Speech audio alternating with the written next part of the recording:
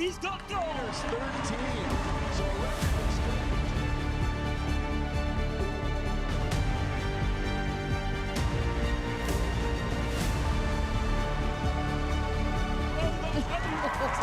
Against the clock, it really didn't matter. No scriptwriter could have ever written a better story.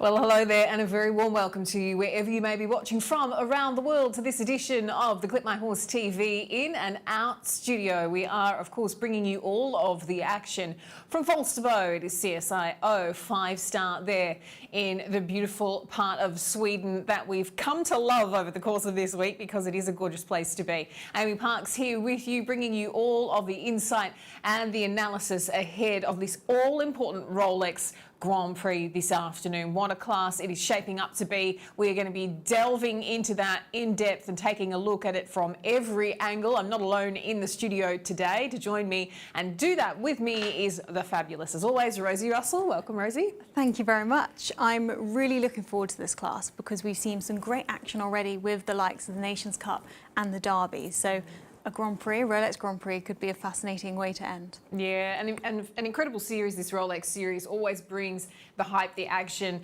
very elegant affair as well, as always. Falsterbo has turned out to be quite with this show. If you're new to it, just learning about it for the first time, and give you 4 fast facts about Falsterbo itself and the horse show. Of course, this horse show is the largest outdoor sporting event in Sweden, which tells you a little bit about the depth of equestrian sport there in Sweden as well. So a very big old shindig that they're having. It was founded in 1920, so steeped in history as well, and a lot of tradition because, of course, it was the Royal Swedish Cavalry that were responsible for the beginnings of the show. It is occurring. These are the sort of final team competitions we're seeing now in the coming weeks before the World Championships, ding, ding, ding, wave that flag, that come up in August. So this is a real moment for a lot of these riders to shine in front of their chefs to keep for the final time, for some of them, before the final selection ahead of the championships.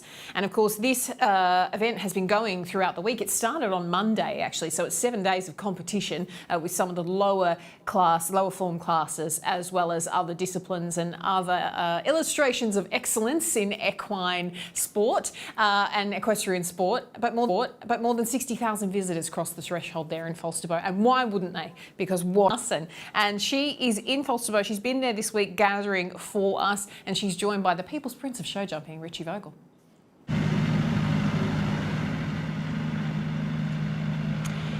Yeah, it's very much the calm before the storm here in Falsterbo. It's a super field. Everyone is pretty excited. I would guess it's the tension that is beginning to rise on the Grand Prix Sunday Rolex series. Richard Vogel, what are your thoughts on a day like this? Yeah, it's a very important day for all of us, as you say, a day full of excitement and tensions. The Rolex Grand Prix are known for being tough and challenging, but it's a very good, very strong field of competitors here, horses and riders. So yeah, I think we need a challenging course to figure out who is the best today.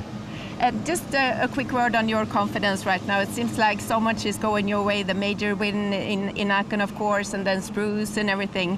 What is the atmosphere in your stable? Yeah, overall enough things go the right direction and go well, so we can't complain at all. But you know, there's always some smaller things that don't go the right direction. Our sport is very humbling, and to be honest, I just slipped into the Grand Prix yesterday evening or yesterday afternoon. It wasn't so sure if I'm even qualified. So it's not that we had a very strong week here. Actually, the Germans, mainly because of me, performed not great at all in the Nations Cup, so we have a lot to make up, and hopefully today we can prove that. But some very strong results with Claudio's been super consistent the weeks and the months leading up to this. So about the Nations Cup, was just something silly mistakes, or how would you rate it? Absolutely. Claudio is incredible, in incredible form. He was so consistent all year, and even last year. It just shows how quick things can change in our sport, and how much a small rider error can also, make a whole round, especially in a team class, kind of a disaster. We didn't even manage to qualify for the second round, so that was really a huge disappointment, especially for myself, that I couldn't deliver for the team. But I just, whoever saw it, I think was really able to see that I went too far out from 1 to 2, because I didn't really want to jump towards the open water. I wanted to give him a very clear focus for the fence number 2, but I overdid it, and Claudio really didn't know to even jump number 2, because I overdid the turn, and he was kind of surprised that the fence was all of a sudden there. So at the end it was a rider's mistake.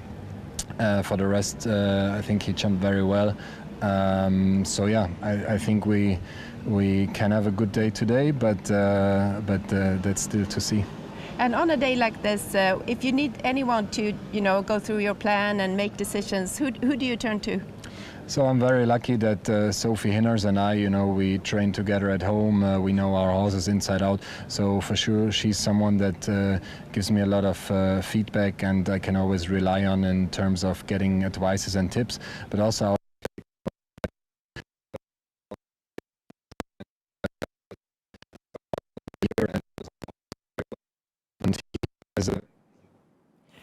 Just a small technical difficulty there while Richie was explaining that. We might try and come back to them, but what was interesting to hear Richie say is just how clearly he is able to analyse what happened on Friday.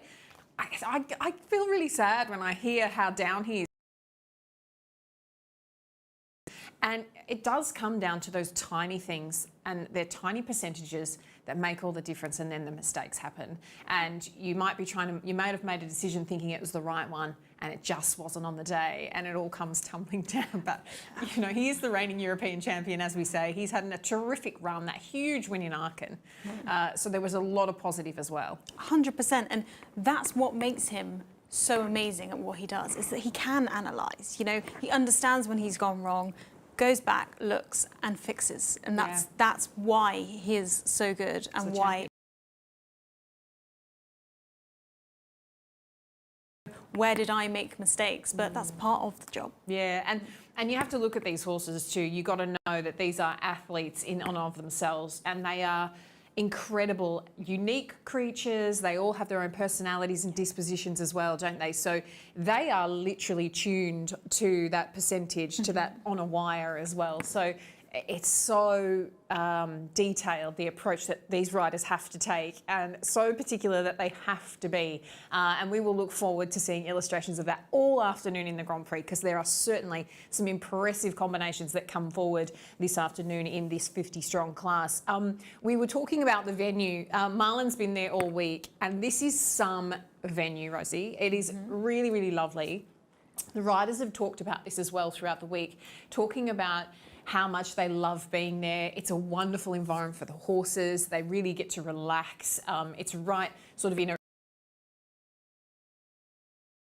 It's near the coast, and it's sort of a forested area, lots of trees, lots of shade, really cool. So the horses get an opportunity to let down and chill, which is really great for them at this really busy part of the season, as you could see there from the sky. Very natural for them. And a look at this venue in focus.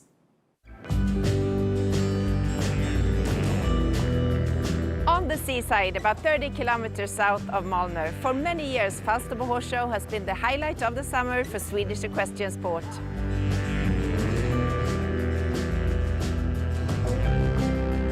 A large show program, amateurs competition, champion classes for young horses, a lot of shopping, and also this year 5-star Dressage Nations Cup.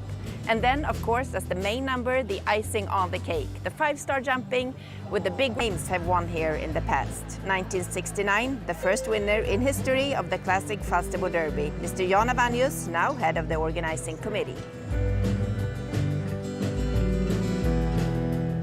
A very popular venue, not only for the Swedish riders. Steve Garda, one of the top names that has kept coming back over the years, and of course one of the absolute favorites among the highly appreciated Swedish crowd. And of course he's the winner of the Grand Prix in 2017.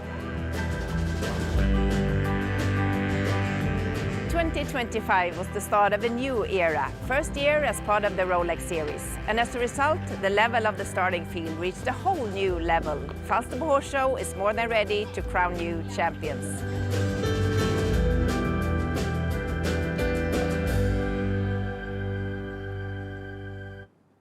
Lovely stuff. We got to have a look at that venue, and certainly just another one. I mean, they keep adding to this bucket list of mine, but another one you'd love to go and stomp around on, and really great. They do keep it in nature. They've had that derby yesterday, which we're going to talk about. We also want to talk about the Nations Cup, because that was on Friday. This is a CSIO, this competition, so it denotes the fact that we have a Nations Cup taking place there.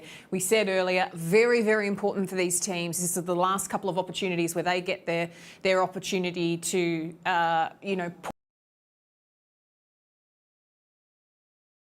and really put their names forward. Talk about how it didn't quite go to plan for him in the Nations Cup. And it was a bit of a surprise, because when we looked at some of the predictions coming in, there were 3 nations who we thought are going to go and do quite well. It was Belgium, Germany was second, and then the Swiss were third on the predictions. And the day just didn't go to plan for Germany. So they were kind of out of contention. Then it came down to Belgium and Switzerland, which was a flip-flop throughout the entire competition, because they both finished round 1 on a team score of 0, both finished round 2 on a team score of 0. So then it all came down to a jump-off. And I love a Nations Cup when there is a rivalry and a bit of a flip-flop throughout, because it keeps it really interesting, really spicy, and keeps the riders on it, and shows how they perform under pressure, which you'll need for a World Championships. Yeah, certainly will. And it came down to the jump there in Sweden yesterday. Let's have a look at his jump off from Friday's Nations Cup. Okay, Martin Fuchs. But you have to say, for Switzerland's point of view, it's been quite the fight back. It has been. Because they looked as though they were going It's a remarkable turn of wings. events, and hats off to Steve, obviously, but also Jason Smith, who jumped a brilliant double clear. Because Belgium were looking really in the much more commanding position. They were. Martin takes the long route, number 2. No need to take any risk whatsoever.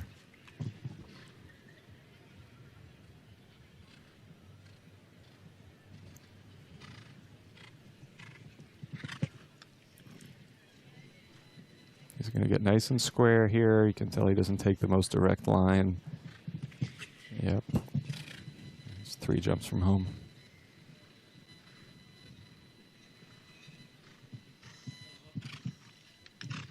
Okay. Yeah, brilliant.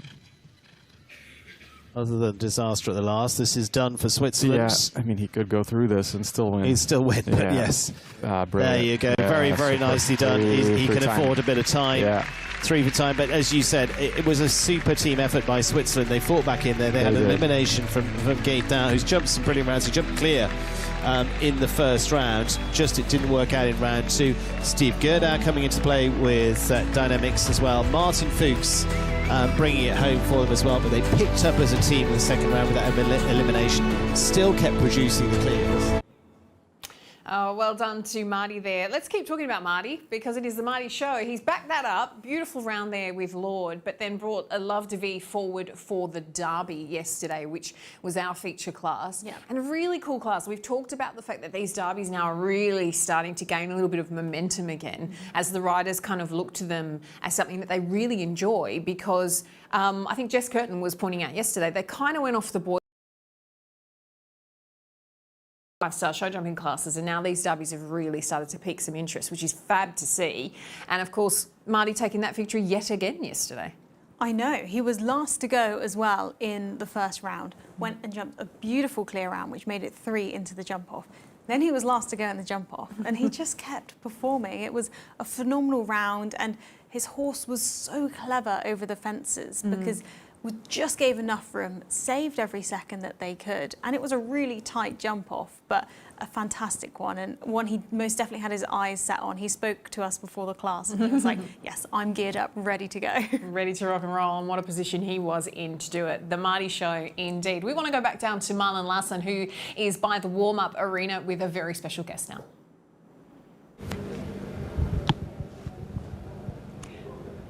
Yes, a very special guest and a very popular one here in Falsterbo. It's one of the Geir is who gets one of the absolute huge applause from the crowd anytime he's entering this field. Geir, it's a Grand Prix day here in Falsterbo. What are your thoughts on what's ahead?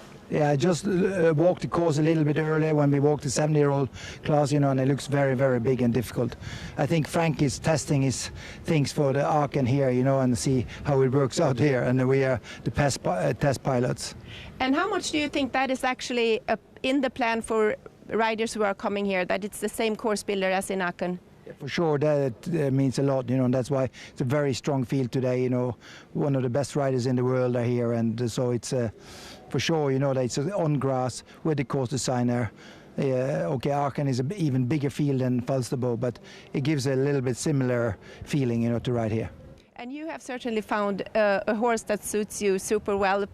Pretty late in your career, another one. What are your thoughts on the shape, the form, everything for what's ahead?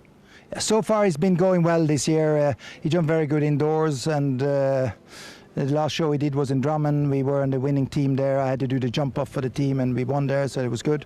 I jumped him on 150 on Thursday and he jumped very good there, but today is a different ball game. So I've been in this a long time, so no, we have to see, but we have to work hard to go well today. And your son Johan Sebastian also in the field today, and you're both on the long list for Norway towards Aachen. For Johan Sebastian today, what are your feelings for him? He has a very, very good horse. He's riding well, and he's for sure. I think he will go to Aachen anyway, you know. But he's a championship horse, and with a bit of luck today, he can go clear. And how important are those last preparations towards Aachen? There's maybe one show left or something like that, but just to get the right feeling in this Grand Prix today for what's ahead?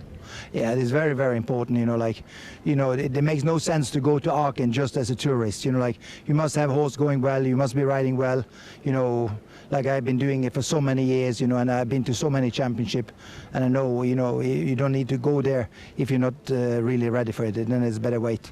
And how would you rate the field here in this Grand Prix? You've been here for many, many years, rode the Grand Prix many times. Only 41 years here, but you know, no, but this is probably one of the strongest field ever, you know, this week, you know, and the course looks also one of the strongest I've seen here.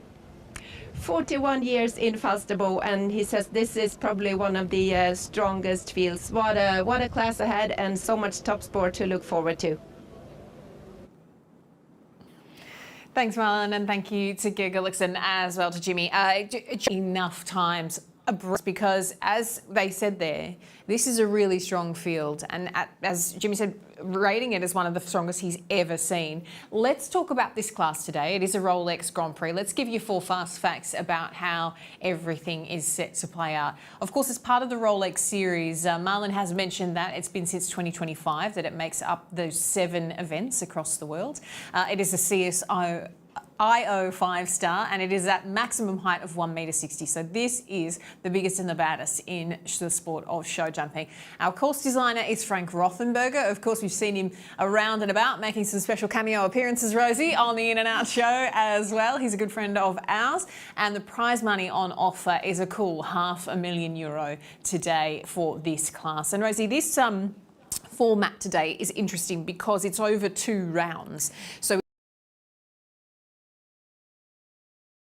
yes, it does. It really does become important and a big factor. So it mimics a jump off, but it's not technically a jump off. Yeah, and the analysis provided to us by Equestrian is going to point to just why the speed will be so important in round 2. We want to dig into that now because, as you said, it'll be really important. Everybody will be vying, as always, to go clear in that first round. We have 50 combinations that come forward, and these are super strong. Like if you think of some of the names that are just casually sort of pootling around in Falsterbo that we haven't even spoken about this weekend, Kent Farrington and Greyer. I know. They come forward very, very early doors in this class.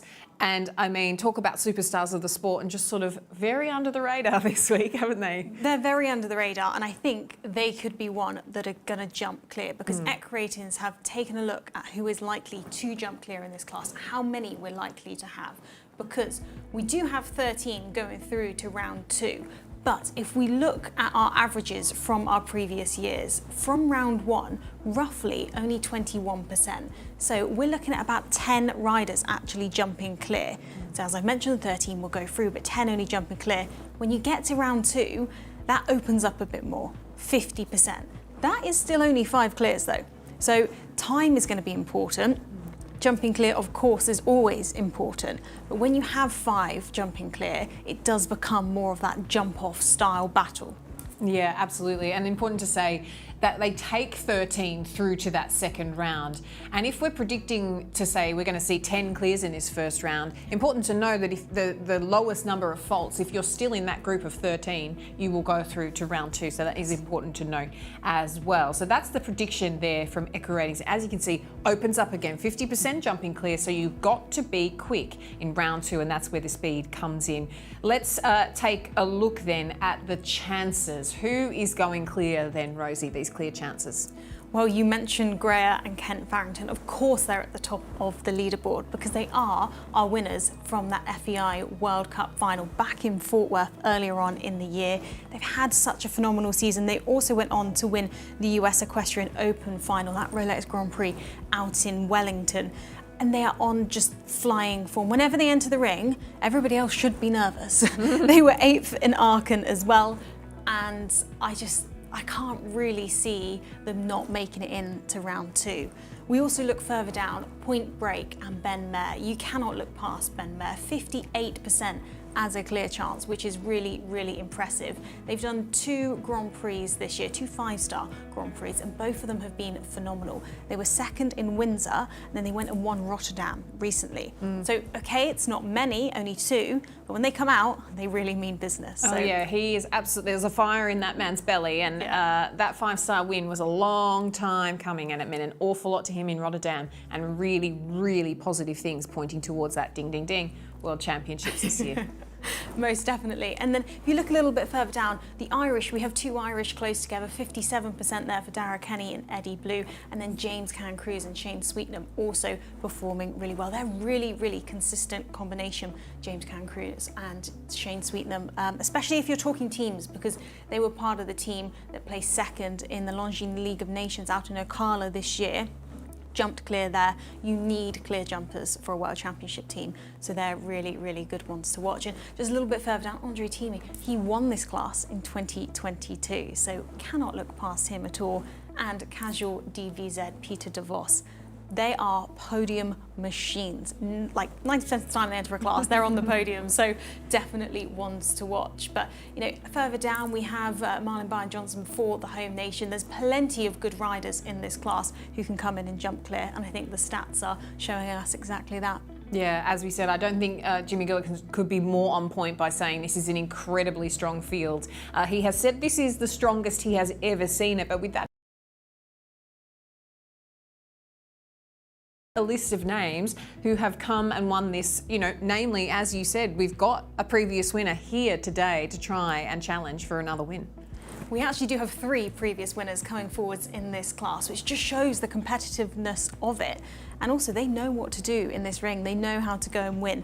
So we have Andre, as we've mentioned. We also have Steve Gadat, who is on flying form this year. He's got multiple World Cup wins under his belt. And also we have Martin Fuchs, and he's doing really well. As you've said, it's already the Martin Fuchs show at the moment. So he's on great form coming into this. So he could continue and get himself another win, which would be really good. But I think one thing I want to look at on our previous winners graphic is the winning margins. They're really, really tight. And I think that really does show the competitiveness of this class, because it's only small margins taking the wins. So you've got to go in there and mean business from the get-go. And also, for the home nation, they've done very well in previous years. They have 3 winners since 2014 on that board. So a bit of the home crowd cheering them on could do some goodness today. It should be great. Yeah, the home ground advantage, it cannot be denied. That is for certain. A previous winner, obviously in 2025, he's not here today, is Carl Cook, aboard Caracol de la Roque, of course. And what we want to do now is take a look at how that round played out last year. 43.74 is the target for Carl Cook and Caracol de la Roque.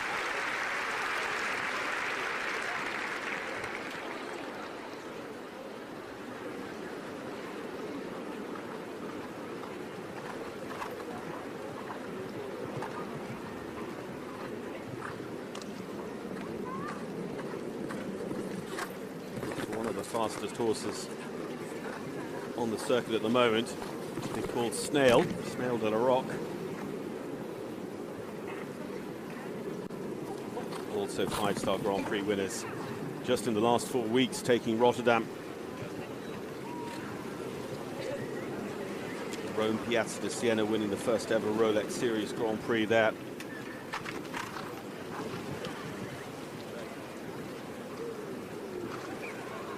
Look at this, 43.74 to beat. He surely has it. It's going to be close, but he's got the nod, I'm sure. 43.28, half a second faster. Carl Cook, Caracol de la Rock win a second career Rolex Series Grand Prix and win the first ever Rolex Series Grand Prix here in Falsterbo. Second 5-star victory this season as well for the Olympic team silver medalist from Paris last summer. Super stuff there from Carl Cook, another one we'll be looking forward to seeing a little bit more of in this championship year. But we want to talk a little bit more about this analysis now, Rosie. There's a lot of form coming in here. We said this list is very, very strong, 50 combinations. We know things are getting to the pointy end of selections for teams, selections for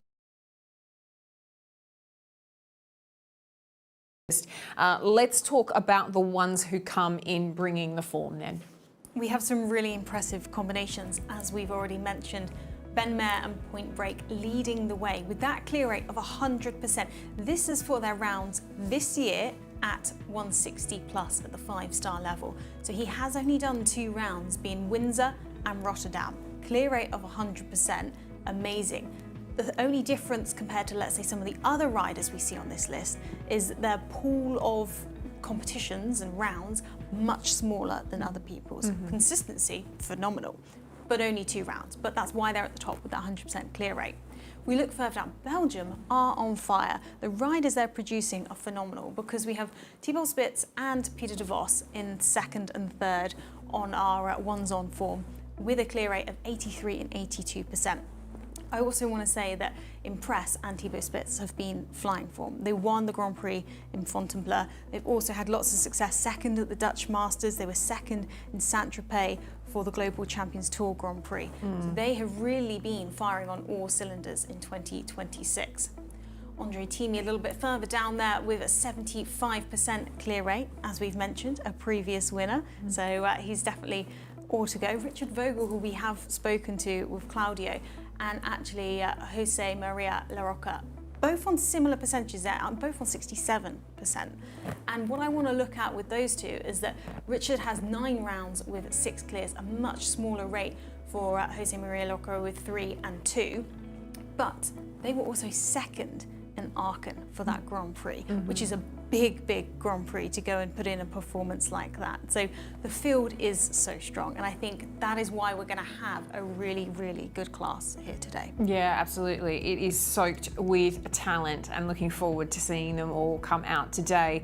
We talked about this man a lot, and he comes in terms of the Equa ratings numbers. We want to talk about Ben Maher because he comes in absolutely as the favourite. And I just don't think we can talk enough about that huge win in Rotterdam to get that. And he said himself when we spoke to him in Rotterdam, Point Break, just having had a little bit of a break, coming back to full fitness, which again for Ben, who is the Iceman as we know, and who always has an incredibly pinpoint accurate plan, as a lot of the riders do, but he will be very, very focused on having this horse drop onto the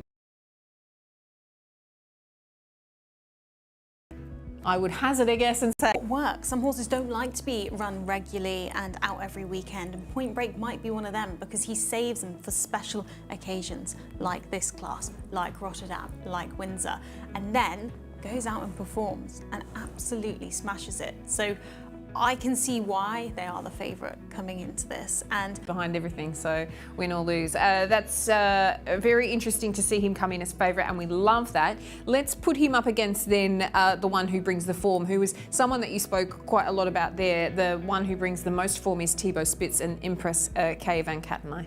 Yeah, they've had a fantastic year so far. And If we're comparing the two horses as we see on the graphic here, they both actually have the same number of clear rounds, but Ben's from a little bit of a lower pull rate, as we've mentioned, so 58% clear round, and this is across their whole career as well, I might mention.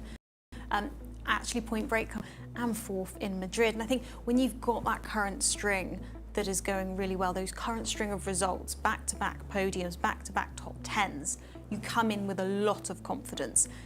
And that can really make a difference when you hit the ring. Just having that self-belief that, yeah, this year's going really well and I can go and do it again. So it's a bit of a toss-up.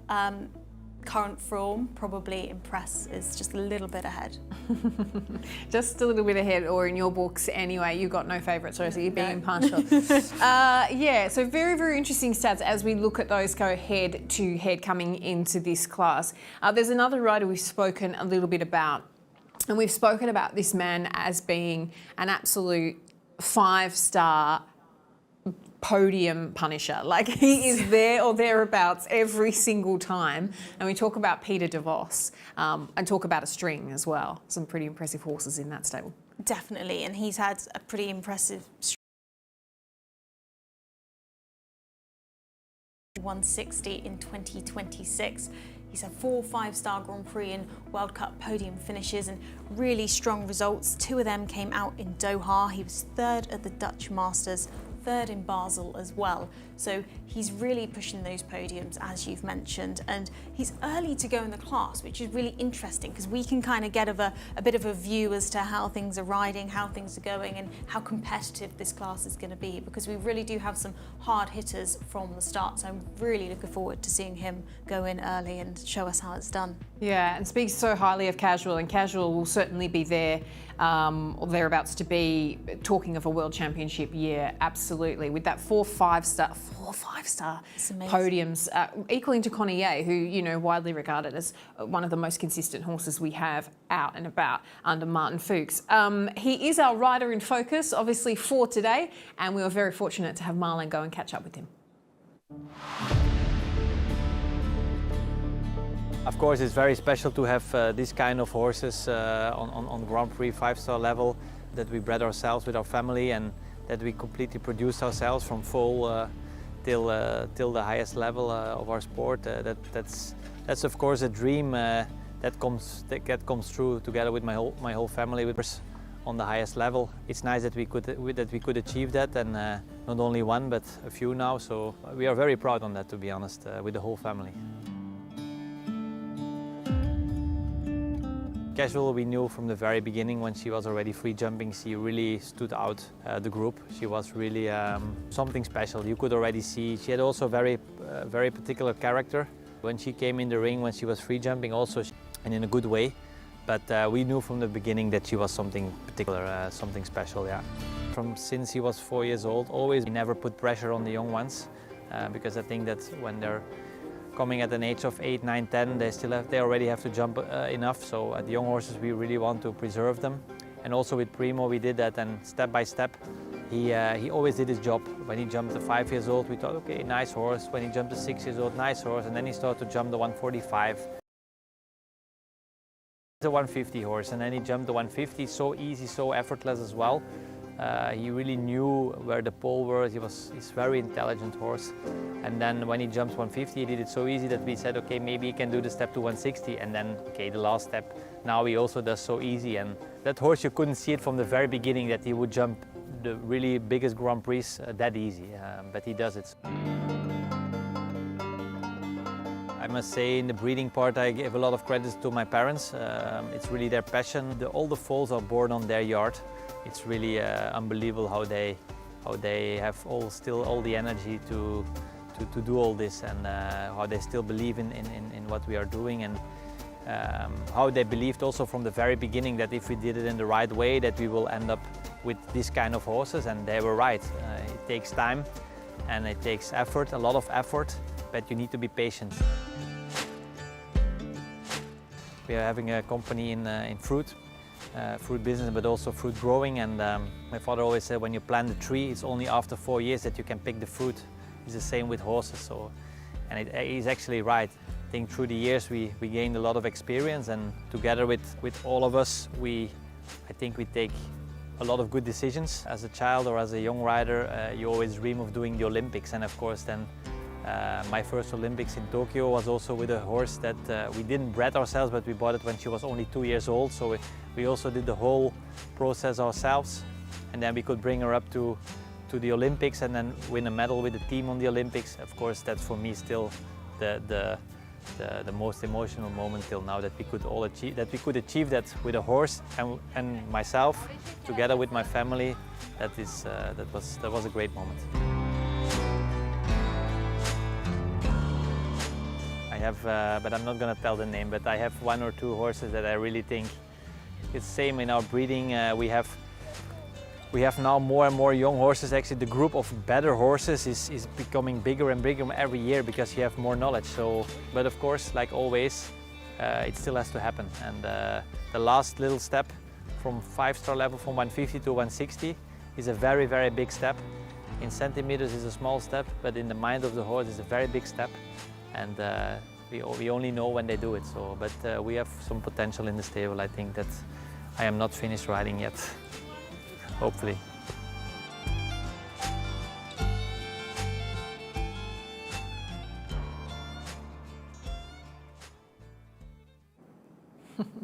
Peter de Vos there. I think you've got a long future ahead of you, Peter, don't worry. And gatekeeping, actually, not telling us the names of the future superstars. We'll remember that. We'll dig a little bit deeper next time. But so lovely to hear that analogy about fruit on the tree. They're fruit-growing people, the de Vos family, and they're talking about, you know, it takes a long time. It takes a good long time to get the fruit ready to be picked and to go on. And that's exactly how we talk about horses. You give them time to develop, take things slowly so they can really show what superstars they are at the right times in their lives, which is wonderful to hear. We're going to go back down to Marlon, who's by the arena. I can see she's having a good old chat with our good friend of the show, and course designer here in Falsterbo, Frank Rothenberger. Blood pressure up. Yeah, a course designer who seems pretty relaxed. Still, there's a big task ahead, but after all these years in the business, I guess you know what you're doing. What are your thoughts on the course today? You happy with it? Yeah, I'm here since almost 30 years, and I think this is the strongest Grand Prix I ever built in Falsterbo. Of course, with the Rolex Grand Prix, it's a different situation, and with a lot of money, top riders, top horses. Many riders preparing for Aachen for the World Championships, giving the horses a chance to compete on top. One time before, and in 4.5 weeks, the big event starts. So how much do you, when you design your courses, how much do you look into the field and the challenge to put it exactly on the right level? First of all, you get, prior to the show, you get a list of entries, so then you know who is here. And then many horses, a lot of horses I know. Some riders take their first horse and some riders the second horse. But the field is really strong. We have 50 starters. Now we had in the first round in the Nations Cup, which was a little bit less in height and not as technical as the Grand Prix, the Rolex Grand Prix today. We had 18 clear rounds. We ended up with 7 double clears, which was a very good result at the end. And but you never know, and this is the beauty of our sport. You never know how it will finish. I hope we get a nice second round with a couple of clears from the first round, competing, and then against the clock, and then hope we find a nice winner. We will find a winner. Yeah, that'll be. It will be a winner. Super exciting to see exactly who it will be. But also, how do you work during the week to have them arrive in a good shape for the Grand Prix, but still have challenges like in the qualifiers and the other classes? We have seen the horses on the first day on Thursday already. There was a qualifier for the Grand Prix, so almost every rider took the chance to take that.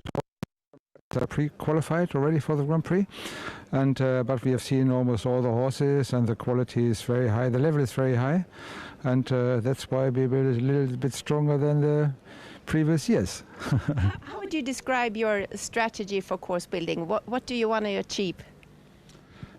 First of all, when we design a course, we need to know if we have to jump the water jump. And if we have to jump the water jump, we start from there. And then we find the type of triple combination, and then we see where shall we place a triple combination. Shall we have it in the center of the arena, one jump behind or one before? And here we did it. We started with the water jump, and then I said, why shouldn't we have the Rolex triple combination just following the water jump? And then we worked from there. So we had our first line, and then we worked from there. And this took us about 2 hours, 3 hours to finish the Grand Prix with little changes and directions changing, and all it will work well. That is very interesting that you're starting with the water jump. Why is that? Because the water jump, you cannot move. It's staying in the same place for the whole week. And that's why, and if we have to jump the water jump, we must once arrive the water jump, and then after the water jump we have another few jumps. So we must integrate the water jump into the Grand Prix track. And as we are not able to move the water jump, we start from there. And we don't start with 1, 2, 3, 4, 5, and then, oh my God, the water jump is on the other side of the arena. How do we get there? No, we start with the water jump, and then we find a good position for the triple combination with a technical question and the double combination. One on the left rein, one on the right rein, one to the entrance, one from the entrance. And so then at the end we place the other jumps around. This course is really difficult. It's not difficult, it's very technical. Much more technical than the Nations Cup we had on Friday. But of course it's a lot of money, and they have to work a little bit. And do you think that, like, Aachen is just only a few weeks away now, do you think that they will recognize like how you're building, the general feeling of the courses, things like that? Most of the riders know my type of handwriting and how I build courses, and I think they trust me with all my experience and I had over the past years, and yeah. Do you discuss a lot with the riders? Is there some sort of like a collaboration, or? I don't discuss. I just get their opinion. Yeah. Okay, we discuss, of course. Yeah, and it's always it depends on which horse are they sitting at that day. If they train a little horse, they think, oh, it's a little too big. And if one is coming with a horse number 1, they said, oh, yeah, it's a nice course. Maybe you can go up 1 or 2 fences. So it's always depending on the engine. You know when below to listen them. and not, and when not to listen. Yeah. Okay, but we discuss many things, water jump, and this morning we built a triple combination last night, and this morning 2 or 3 riders came and said, it's maybe a little bit too difficult, but after the water jump, and then we said, my assistant, myself, maybe they are right, maybe change a little bit. So then we changed a little bit, and but I get their opinion, and because we are a team, we work together, and everybody of us wants to get nice sports and nice competition and keep the horses fresh and clear and fit. And is there anyone in the field who you think stands out as a winner today? No, I always give the wrong information, because we had many years ago, if we had 40, 50 starters, 10 could win, but nowadays out of 40, 50, 30 can win. Yeah, and especially in a strong field like this, I guess it's very hard to pick the winner. How exciting for what's to come. Thanks to Marlon and to Frank for hosting the In and Out studio show from Falsterbo. Just really cool though. Like, I was entranced there listening, because it is so interesting to hear from Frank's perspective of how they build that course. You know, you just forget those things, don't you? That they do have to work around that water jump. It's fixed. They work around that all week. They build sort of backwards and forwards from where that water jump is. And I love the fact that he says, did they discuss it with the rider? No, I hear their opinions is basically what he has to do. There's no discussion. He hears from them. Yeah, but I think it's interesting as well, because we've been talking about the course builders have strategy. The course builders have strategy. Yeah. You know, they have strategy from the start of the week on what type of courses they're building with that world There's strategy everywhere when you look at equestrian sport. Yeah, I think that's very, very interesting information to take on board as we look at these competitions and as we work our way down to the World Championships. Those course designers are all thinking about that too. So we want to talk about then, obviously we're at the pointy end of things, Rosie, getting down to the sport. Let's talk about who looks dangerous as we're going into that second round. We traditionally say who's dangerous in a jump off. We know here that the format of this class is a little different. We obviously, seeing who goes clear in that first round, we know that we take 13 combinations through to a second round, and it acts as a jump off in this class, and these are the names on the list that we'll be looking out for if they make it through to that second round. 100%, because speed is going to be really important in that second round, so we want to be looking at who is nifty in a jump off from previous rounds that we've seen. And I mean, top of that leaderboard, James Cancruz and Shane Sweetnam. They are flying. I think a few things I want to point out for them is 20 podiums from 22 jump-off rounds. That strike rate is phenomenal. They come out and mean business, and when they get into a jump-off, or round 2 as we're calling it here today, they are likely to end up on the podium. Yeah. Talk about a podium punisher, that's certainly one. 100%. And they were clear in the LLN in Alcala that we've mentioned, and also they're late to go in the draw, which could be a big benefit to them if they get round into that round 2 section as well. If we look a little bit further down, I mean, Malin Bayer-Johnson, great one for the home nation to be up there if she gets into round 2. She is a very, very speedy lady. But Kent Farrington and Greer, we've mentioned them as superstars this year. They really seem to have exploded. But their clear rate in a jump-off is 76%, the highest clear rate that we've got in a field when it comes to the jump-off. So they're very likely to jump clear in that round 2 if they make it there. And then they go on to win a lot of the time. 11 wins from 13 podiums is a phenomenal strike rate from them. And I think that just shows how quick Greer is as a horse and how speedy she is over the jumps. She doesn't give them much room. She knows what she's got to do, and she's nifty and nimble, and that's where they can go and get their wins. Also, we look down, Martin Fuchs, as we've mentioned, is a winner here in 2023. So great to see if he can come back and take another title. That would be an impressive one indeed, and round out an amazing week here at Falsterbo. And then Peter de Vos. The thing about Peter is, can he win? Because he gets into jump-offs, 15 jump-offs round, 11 jump-off clears, which is brilliant. But his win rate is 0. His podiums are 6. So it would be great if he could cross the line and get the win here today, to just put a little 1 in that box, and I'm sure that he'll be very, very chuffed with that if he can indeed. But look at the jump-off field that we could potentially have. What a competition it's going to be. What a competition it is going to be, and it gets incredibly difficult then when we're going to talk about win chances. Let's have a look at where we should be putting our money, because this is a different list altogether there, and as we said, he's our favourite. Ben Mayer there and Point Break with a 9% win chance, just narrowly ahead of that superstar in Greer and Kent Farrington. Yeah, he's the highest rated horse coming into here, Point Break, so that's why he is the top of our win chance as well. Greer and Kent Farrington are very nifty in a jump off, so that puts them near the top. I think what I want to point out about this graphic and the numbers is look how tight the win chances are, and they're not very high in the sense you've not got someone as an out and out, you know, predicted winner on 20. Competitiveness of this field. It is a very, very open Grand Prix, which makes for fantastic watching because you can't really say what way it's going to go.